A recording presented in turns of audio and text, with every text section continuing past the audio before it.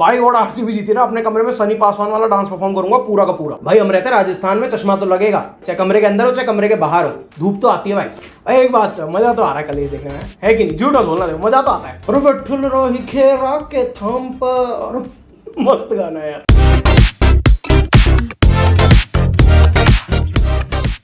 भाई तो देखो, अगर तुम हमारे चैनल पे पहले से जुड़े हुए हो तो तुम ये बात जानते हो, और अगर अभी नए जुड़े हो तो मैं तुम्हें एक बात बताता हूँ, मुझे बहुत पसंद है कलेश। मुझे बहुत पसंद है जब लड़ते हुए होते हैं ना आदमी, आए है चटकारा आ जाता है भाई साहब मुझे तो, चाहे मोहल्ले की आंटियां हो चाहे देश की नेशनल पार्टियां हो। मतलब तुम खुद देख लो ना यार, हमारे देश में 115-20 साल से सिर्फ कलेश के नाम पे चल रहा है। तो अगर ऐसे में हमें दिख रहा है कि भाई अमीर लोग, महंगी गाड़ियों में घूमने वाले लोग फ्री का ड्रामा हमें दे रहे हैं, फ्री की कंट्रोवर्सी कलेश मिल रहा है देखने को, तो क्यों छोड़े हम। तो इसी बात पे आज तुम्हें बहुत दो जो इस वक्त बड़ी कंट्रोवर्सियां बॉलीवुड में चल रही हैं वो तुम्हारे साथ शेयर करता हूं। शुरू करते हैं फटाफट, बहुत मजा आएगा, पूरा वीडियो देखना। बस वीडियो शुरू करने से पहले एक बात और कहनी है कि यार आरसीबी के लिए प्रार्थना कर लो। देखो जिसको भी मानते हो, 18 साल से बेचारे रगड़ रहे हैं अपनी, यार जीत जान दो एक बार यार, प्लीज यार।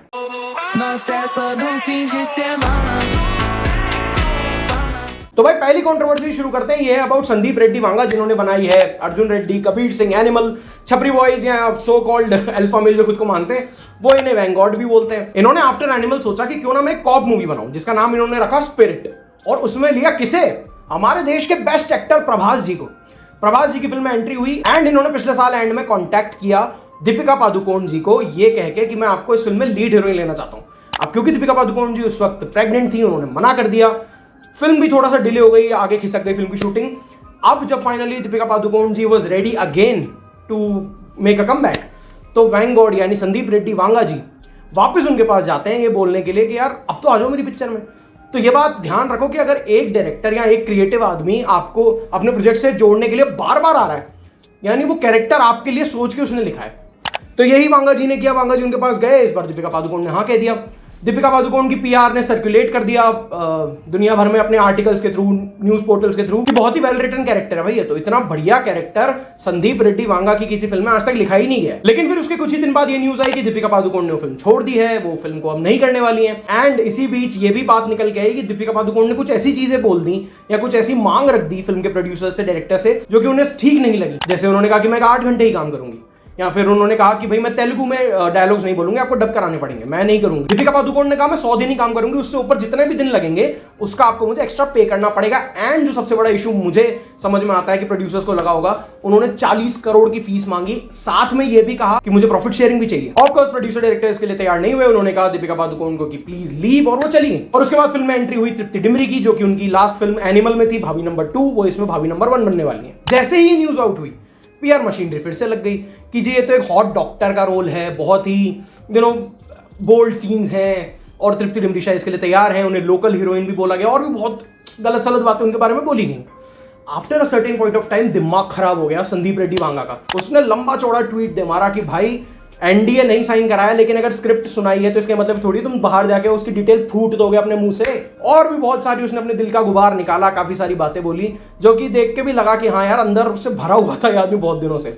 एंड एट द एंड उसने बोला कि तुम करते रहो, मुझे जरा फर्क नहीं पड़ता। इस पर दीपिका पादुकोण ने तो अभी तक कोई भी जवाब नहीं दिया है। मुझे पर्सनली कहीं ना कहीं ऐसा लगा कि ऐसी कोई बहुत बड़ी बात तो आउट नहीं हो गई थी, मतलब सबको पता है कि संदीप रेड्डी वांगा की फिल्म में तो किसी सीन्स होंगे, बोल्ड सीन्स होंगे, लेकिन हाँ वो एक एलिमेंट ऑफ सरप्राइज तो चला गया। अगर हमें फिल्म में ही देखने को मिलता है या ट्रेलर के थ्रू देखने को मिलता कि एक्ट्रेस का क्या रोल है, हीरोइन का क्या रोल है, तो ज्यादा अच्छा लगता। संदीप रेड्डी वांगा ने ऑफकोर्स किसी का नाम नहीं लिया, लेकिन ये जरूर है कि भैया खुला कॉल आउट किया उसने पीआर मशीनरीज को, एंड नाम नहीं लिया एक्ट्रेस का भी, लेकिन खुला कॉल आउट कर दिया उनको भी। और ये पहली बार तो है नहीं देखो कि दीपिका पादुकोण की टीम ने डर्टी पीआर वाला गेम किया है, वो हमेशा से करते हैं, चाहे आलिया भट्ट हो, चाहे रणबीर कपूर हो, कभी कभी तो रणवीर सिंह को भी नहीं छोड़ते यार। बट मसला ये है कि इस बार ना गलत आदमी से भिड़ गए।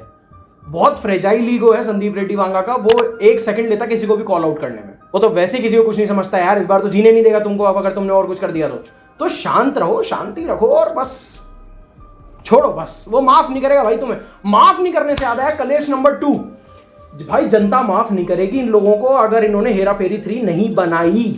हेरा फेरी 2 यानी फिर हेरा फेरी जब 2006 में आई थी, उसका एंड ऐसी जगह पे किया था कि सबको वेट था कि भाई अब हेरा फेरी आएगी, अब हेरा फेरी आएगी, अब हेरा फेरी आएगी।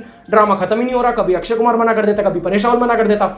बिना अक्षय कुमार के एक बार तो अनाउंस भी कर दी थी with John Abraham and Abhishek Bachchan, लेकिन वो बनी नहीं, थैंक गॉड नहीं बनी। अब हेरा फेरी और फिर हेरा फेरी के राइटर यानी नीरज वोरा साहब के देहांत के बाद लगा कि शायद ये फिल्म कभी बनेगी नहीं, लेकिन सडनली जाके अक्षय कुमार उन्होंने राइट्स खरीद लिए दोनों ही फिल्मों के और आने वाली सभी फिल्मों के इस सीरीज की, और फिर ये अनाउंस किया कि ये फिल्म बन रही है।